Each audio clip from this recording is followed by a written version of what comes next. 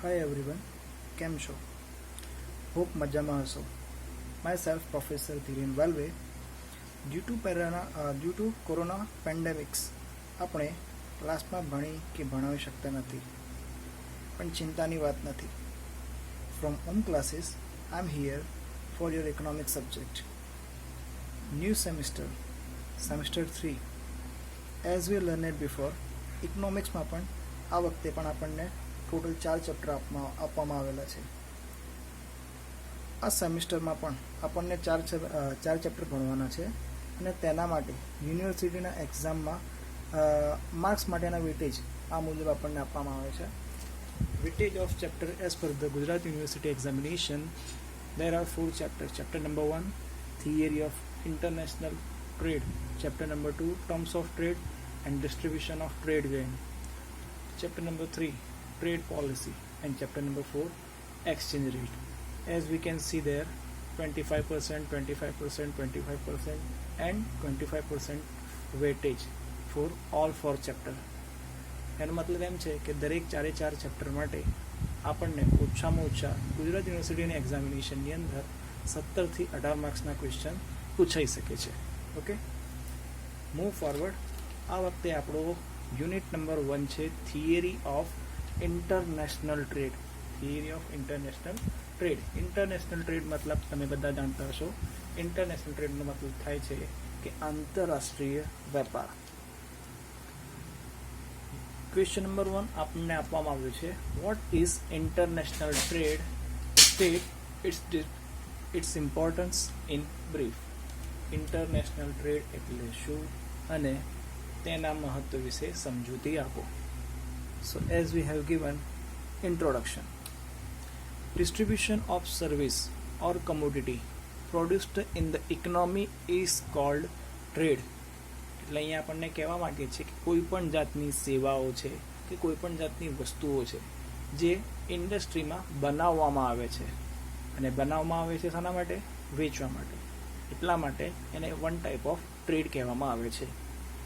Exchange of goods and services can take place between the people living within the country of it can move across the countries.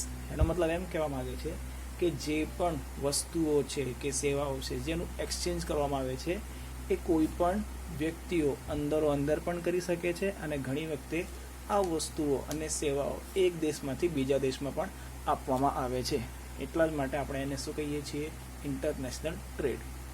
Then there is a meaning.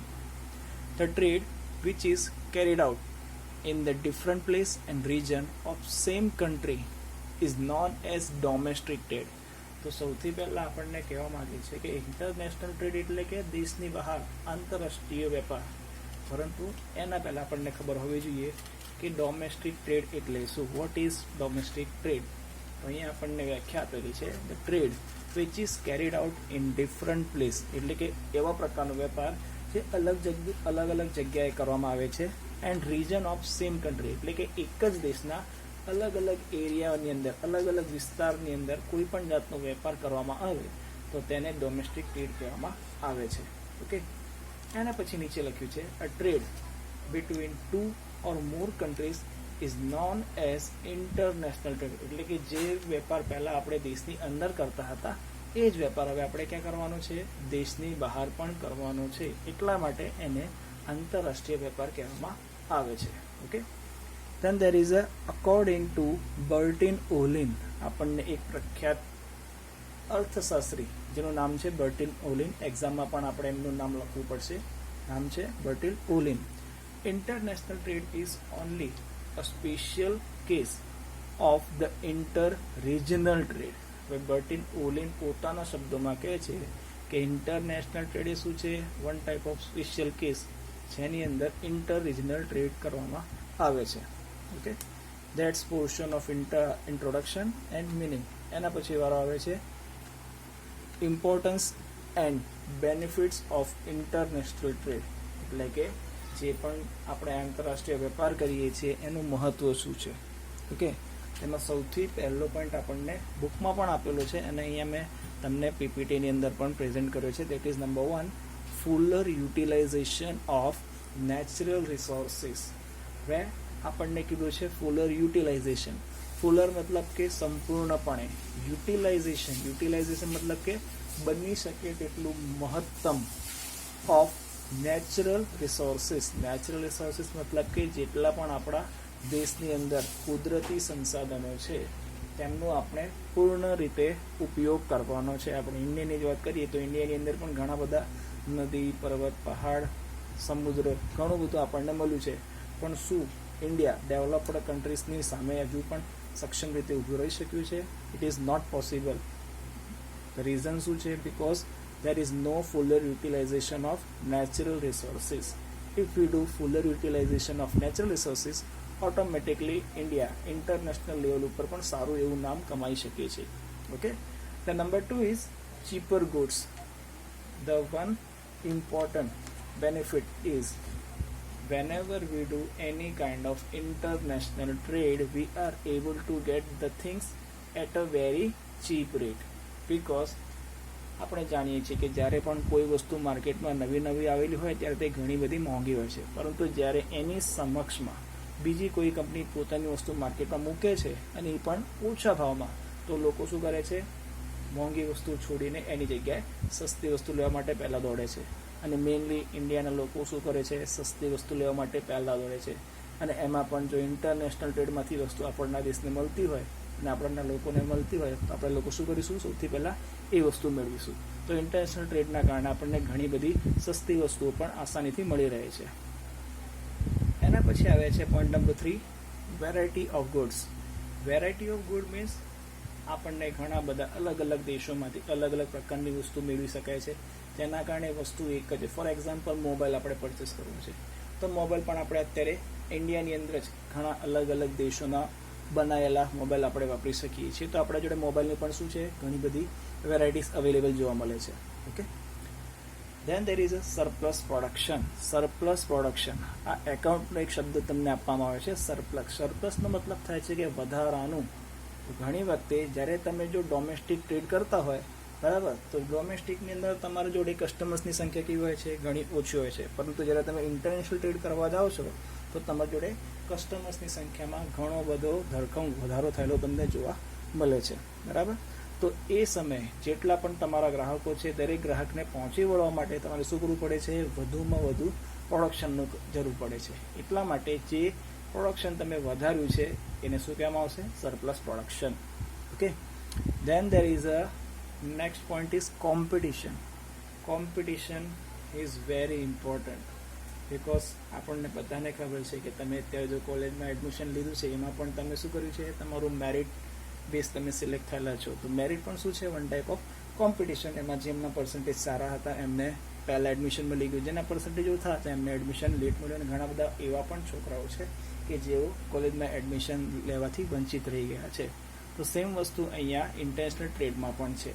Okay. કોઈ પણ વસ્તુ માર્કેટમાં વેચાય તેની સામે તમને બીજી ઘણી બધી એવી વસ્તુઓ જોવા મળશે કે જેના કારણે ઘણી વસ્તુઓ માર્કેટમાં ટોપ ઉપર ચાલે છે અને ઘણી વસ્તુઓ માર્કેટમાં એટલી બધી ચાલી શકતી નથી. ફોર એક્ઝામ્પલ, એપલ કંપનીનો મોબાઈલ આપણે જાણીએ છીએ કે મોબાઈલ કંપની છે, ઇન્ટરનેશનલ માર્કેટ ધરાવે છે, કોમ્પિટિશન પણ બહુ ટફ આપે છે. એટલા માટે એને મોબાઈલની પ્રાઇસ પણ તમને ઓલમોસ્ટ 1 લાખ રૂપીસની આસપાસ તમને જોવા મળે છે. હવે એને કોમ્પિટિશન આપવા માટે બીજી ઘણી બધી કંપની છે, નોકિયા, સેમસંગ, ઓપ્પો, વિવો, ઘણી બધી કંપનીઓ છે. ઓકે. એના પછી આવે છે વાઇડર માર્કેટ. આપણે પહેલાં પણ વાત કરી ડોમેસ્ટિક ટ્રેડની. ડોમેસ્ટિક ટ્રેડની અંદર શું કરતા હતા? આપણે વેપાર કરતા હતા, પણ એ પણ ક્યાં? આપણા દેશની બોર્ડરની અંદર. બરાબર. જેના કારણે આપણને માર્કેટ એક લિમિટેડ એરિયામાં મળતું હતું. પરંતુ અત્યારે આપણને કયું ટ્રેડ કરીએ છીએ? ઇન્ટરનેશનલ ટ્રેડ, જેની અંદર માર્કેટની કોઈ પણ લિમિટ હોતી નથી, કોઈ પણ જાતની બાઉન્ડ્રીઝ જોવા મળતી નથી. તમે ઇન્ડિયામાં બેઠા બેઠા આખા પૃથ્વી ઉપર ગમે તે દેશમાં ગમે તે જગ્યાએ પોતાની વસ્તુને આસાનીથી વેચી શકો છો. જેના કારણે માર્કેટનો એરિયો તમને કેવો મળે છે? વાઇડ મળે છે. ઓકે. એના પછી આવે છે bulk production and economies of scale. Bulk production શબ્દ તમે સાંભળ્યો હશે. બલ્કનો મતલબ થાય છે જથ્થાબંધ. પ્રોડક્શન એટલે કે ઉત્પાદન.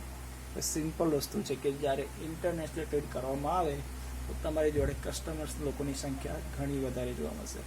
હવે જેટલા પણ કસ્ટમર્સ તમારી જોડે અવેલેબલ છે એ બધાને તમારે પોતાનું પ્રોડક્શન પહોંચાડવું હોય તો તમારે શું કરવું પડે? બલ્કની અંદર પ્રોડક્શન કરવું પડે. ઓકે, એટલે જ્યારે પણ તમે કોઈ પણ વસ્તુ બલ્કમાં ખરીદી કરવા જાઓ તો નોર્મલી સેલર તમને શું કરે છે? સારો એવું ડિસ્કાઉન્ટ પણ આપે છે, જેના કારણે જે ઇકોનોમી ઓફ સ્કેલ છે એ ઘણો બધો શું થાય છે? ડાઉન પણ આવે છે. ઓકે, સો આ આપણા માટે એક બેનિફિશિયલ પણ કહી શકાય. એના પછી વારો આવે છે પોસિબિલિટી ઓફ ઇકોનોમિક ડેવલપમેન્ટ. હવે આપણે ઇન્ડિયાની જ વાત કરીએ. ઇન્ડિયા હજુ પણ ડેવલપિંગ કન્ટ્રીઝની અંદર આવે છે, કારણ કે ઇન્ડિયાની અંદર પણ હજુ ઘણી બધી એવી વસ્તુઓ છે કે જે મળવી જોઈએ પણ મળી શકતી નથી. બરાબર, એ ઘણા બધા ગવર્મેન્ટના ક્રાઇસિસ છે અને ઘણા બધા ટ્રાન્સપોર્ટના પણ ક્રાઇસિસ હોવાના કારણે. But due to international trade આપણે ઘણા બધા આગળ વધી ચૂક્યા છીએ, જેના કારણે હવે ધીમે ધીમે બધી વિદેશની વસ્તુઓ પણ ઇન્ડિયામાં વેચાવા લાગી છે, જેના કારણે આપણા દેશમાં પણ ઇકોનોમિક ડેવલપમેન્ટ વધી રહ્યું છે. ફોર એક્ઝામ્પલ, હીરો કંપની ઇન્ડિયાની, હોન્ડા કંપની વિદેશની, મારુતિ કંપની ઇન્ડિયાની, સુઝુકી કંપની વિદેશની. તો આ જેટલી પણ કંપનીઓ વિદેશની છે એ જ્યારે ઇન્ડિયામાં આવીને વેપાર કરે છે તો એમને પોતાના નફાનો અમુક હિસ્સો આપણા ઇન્ડિયાને પણ આપવો પડે છે, જેના કારણે આપણા દેશને પણ ઇકોનોમિક ડેવલપમેન્ટ થાય છે.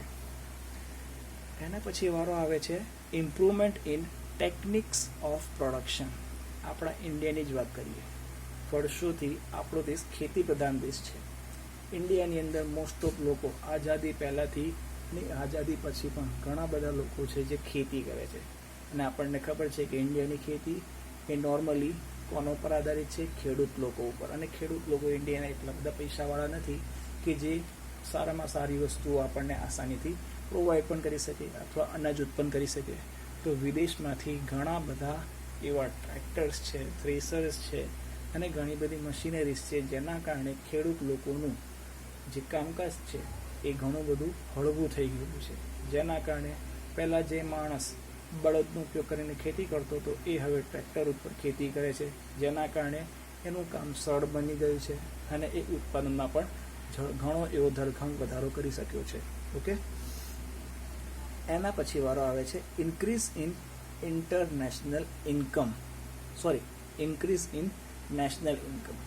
તો નેશનલ ઇન્કમ મતલબ શું? કે આપણા દેશની રાષ્ટ્રીય આવક.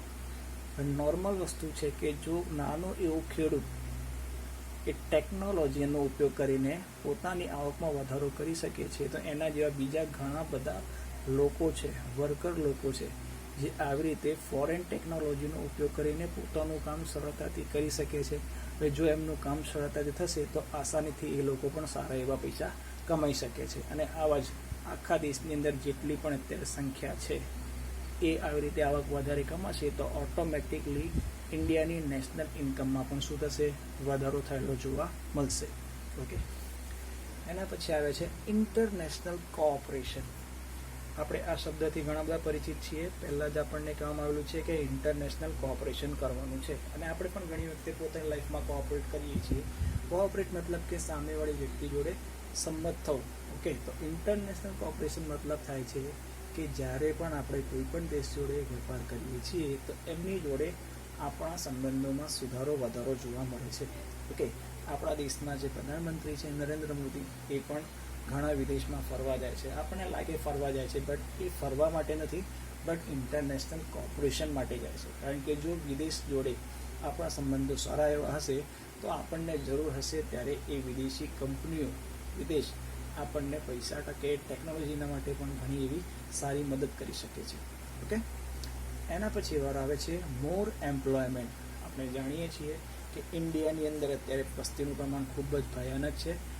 ચાઇના પછી સેકન્ડ નંબર ઉપર પણ આપણે આવીએ છીએ, બરાબર, પણ એની કમ્પેરિઝનમાં એમ્પ્લોયમેન્ટ હજુ પણ આપણા દેશમાં નથી, બરાબર. બટ ઇન્ટરનેશનલ ટ્રેડના કારણે જો વિદેશી કંપની ઇન્ડિયામાં આવશે તો એના કારણે એ લોકોને પણ અહીંયા કામ કરનારા કર્મચારી લોકોની જરૂર પડશે, અને અહીંયા જેટલા પણ બેકાર લોકો છે જો એમને એ લોકો સિલેક્ટ કરશે તો ઓટોમેટિકલી અનએમ્પ્લોયડ પર્સન એમ્પ્લોયડ પર્સનની અંદર કન્વર્ટ થઈ શકશે, જેના કારણે અનએમ્પ્લોયમેન્ટનો રેશિયો ઘટી જશે અને એમ્પ્લોયડ પર્સનનો રેશિયો વધી જશે. ઓકે, એના પછી આવે છે કલ્ચરલ રિલેશન. કલ્ચરલ રિલેશન મતલબ કે સાંસ્કૃતિક સંબંધો. આપણા દેશની અંદર આપણે જાણીએ છીએ કે હિન્દુ સંસ્કૃતિ આખા વિશ્વમાં ઘણી બધી પ્રખ્યાત છે, પણ આની સાથે આપણે એ પણ સમજવું જોઈએ કે વિદેશમાં પણ ઘણા બધા આપણા જેવા ધર્મ વસી રહ્યા છે, તો એમના જે કલ્ચર છે એ પણ આપણે અપનાવી શકીએ છીએ, સંબંધો સુધારી વધારી શકીએ છીએ. ઓકે, એના પછી આવે છે રિડ્યુસ ધ પોવર્ટી. હવે રિડ્યુસ ધ પોવર્ટી એ કેવી રીતે? તો નોર્મલ વસ્તુ છે કે જો આગળના પોઈન્ટમાં આપણે જોયું કે મોર એમ્પ્લોયમેન્ટ હતું, તો જે અનએમ્પ્લોયડ પર્સન હતા એ ઓટોમેટિકલી એમ્પ્લોયડની અંદર થઈ ગયા કન્વર્ટ. હવે એમ્પ્લોયડ થશે તો ઓટોમેટિકલી એ લોકોની ઘરની આવક અથવા તો આપણે પર કેપિટા ઇન્કમ એટલે કે માથે દીઠ આવક કહીએ તો એની અંદર એમનો વધારો જોવા મળશે. તો એના કારણે ઓટોમેટિકલી આપણા દેશની અંદર જે ગરીબીનું પ્રમાણ વધુ પ્રમાણમાં છે એને પણ આપણે એક અમુક હદ સુધી ઘટાડી શકીએ છીએ. ઓકે, એના પછી એક લાસ્ટ પોઈન્ટ આપણને આપેલો છે, it is necessary four developed and developing countries. હવે આંતરરાષ્ટ્રીય વેપાર છે એના વિશે આપણને કીધું છે કે એ એક જરૂરિયાત છે. કોના માટે? ડેવલપ્ડ કન્ટ્રીઝ માટે પણ અને ડેવલપિંગ કન્ટ્રીઝ માટે પણ. હવે આમાં આપણને બંને અલગ અલગ ટાઈપની કન્ટ્રીઝ કીધી છે. પહેલાં વાત કરીએ આપણે ડેવલપ્ડની. તો ડેવલપ્ડ જેની અંદર કોનો સમાવેશ થાય છે? અમેરિકા, જાપાન, કેનેડા, નોર્વે, આ બધા ડેવલપ્ડ કન્ટ્રીઝ છે. હવે આ લોકોને ઇન્ટરનેશનલ ટ્રેડની જરૂર કેમ? એમને પણ પોતાનું સ્ટેટસ મેન્ટેન કરીને રાખવા માટે કોની જરૂર પડે છે? ઇન્ટરનેશનલ ટ્રેડની જરૂર પડે છે. જો એ લોકો ડેવલપ્ડ થઈ ગયા પછી આ કામ કરવાનું બંધ કરી નાખે તો એમનું જે એક ડેવલપ્ડ સ્ટેટસ હતું એ ત્યાં અટકી જશે અથવા તો ધીમે ધીમે ઘટવા લાગશે. પરંતુ એ દેશ એવું થવા દેતા નથી. એ પોતાના સ્ટેટસને જાળવી રાખવા માટે પોતાનો ઇન્ટરનેશનલ ટ્રેડ ચાલુ રાખશે. એવી જ રીતે ડેવલપિંગ કન્ટ્રીઝ જેમની પરિસ્થિતિ ખૂબ જ ખરાબ છે એની અંદર આપણા ઇન્ડિયાનો સમાવેશ પણ થાય છે. તો ડેવલપ્ડ કન્ટ્રીઝ અને ડેવલપિંગ કન્ટ્રીઝ એની અંદર ડેવલપિંગની વાત કરીએ તો ડેવલપિંગ કન્ટ્રીને ઇન્ટરનેશનલ ટ્રેડની જરૂરિયાત સૌથી વધારે છે, કારણ કે જે ડેવલપિંગ છે એ દેશોની અંદર હજુ પણ ઘણી બધી એવી સમસ્યાઓ છે કે જે ઘણા બધા પ્રયત્નો છતાં પણ હજુ એમનો નિકાલ આવી શક્યો નથી. તો જ્યારે કોઈ પણ જાતની ડેવલપિંગ કન્ટ્રીઝ આવા ઇન્ટરનેશનલ ટ્રેડની અંદર એડ થાય છે ત્યારે એ દેશની અંદર ગરીબીની અંદર ઘટાડો આપણને જોવા મળી શકે છે. સાક્ષરતાના દરમાં એટલે કે એજ્યુકેશનલ રેશિયોમાં પણ વધારો જોવા મળી શકે છે. બરાબર? તો નોર્મલી આમ ઓવરઓલ જોવા જઈએ તો ભલે ડેવલપ્ડ કન્ટ્રી હોય કે ડેવલપિંગ કન્ટ્રી હોય, બંને માટે ઇન્ટરનેશનલ ટ્રેડ ખૂબ જ જરૂરી છે. ઓકે મિત્રો, તો આ હતો આપણો question number 1, what is international trade and state its importance in brief. તો અહીંયા આપણને ઇન્ટ્રોડક્શન પણ તમને સમજાયો, મિનિંગ પણ સમજાયો અને નીચે એના ઇમ્પોર્ટન્સ એન્ડ બેનિફિટ્સ પણ તમને ઇન્ટરનેશનલ ટ્રેડના કીધા. ઓકે, આઈ હોપ તમને બધાને આમાં સમજ પડી હશે. કોઈ પણ જાતની ડિફિકલ્ટી હોય તો તમે આગળ મને કમેન્ટમાં જણાવી શકશો. ઓકે, આભાર. મળીએ આપણને નેક્સ્ટ લેક્ચરની અંદર. બાય.